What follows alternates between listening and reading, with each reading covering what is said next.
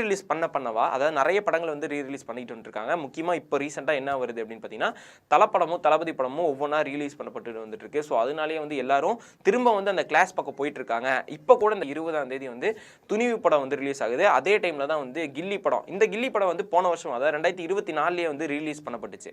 அப்போ ரீரிலீஸ் பண்ணப்பவே என்ன சொன்னாங்க அப்படின்னு பார்த்தீங்கன்னா, இப்போ வரை ரீரிலீஸ்லேயே வந்து ஃபர்ஸ்ட் இடத்துல கலெக்ஷனில் இருக்கிறது எது அப்படின்னு பார்த்தீங்கன்னா கில்லி படம் தான். ஸோ இதுக்கப்புறம் வந்து திரும்ப 2வது டைமாக வந்து கில்லி படம் வந்து இப்போ ரீரிலீஸ் பண்ண போகிறாங்க. அதாவது 2026 வந்து இப்போ ரீரிலீஸ் பண்ண போகிறனால இப்போ துணிவு படமும் அதே டேட்டில் ரீரிலீஸ் ஆகிறனால 2 படத்துக்கும் வந்து கிளாஷ் விடுறதா வந்து பேசப்பட்டு ஃபேன்ஸுக்குள்ளேயே வந்து நிறைய அடிச்சுக்கிறதா இருக்கட்டும், நிறைய இந்த மாதிரி ட்வீட் போடுறதா இருக்கட்டும், மீம் கிரியேட் பண்ணி போடுறதா இருக்கட்டும், இந்த மாதிரி எல்லாம் சோஷியல் மீடியாவில் நல்லா பரபரப்பாக பேசிட்டு இருக்காங்க.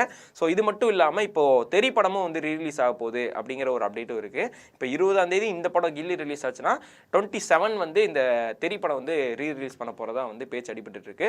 ஸோ என்ன அதாவது இந்த படம் வந்து ஜனநாயகன் படம் தள்ளி போனாலும் நாங்கள் பழைய படங்களை வந்து விஜய் சாருடைய பழைய படங்களை நாங்கள் பார்க்கறதுக்கு தயாராக இருக்கோம் அப்படிங்கிற மாதிரி நிறைய ஃபேன்ஸ் வெயிட் பண்ணிட்டு இருக்காங்க.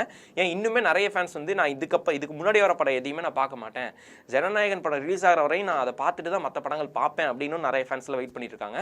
ஸோ இந்த விஷயத்தை பற்றி உங்களுடைய ஒப்பீனியன் என்ன அப்படிங்கிறத கீழே கமெண்ட்ஸை சொல்லியிருப்பாங்க.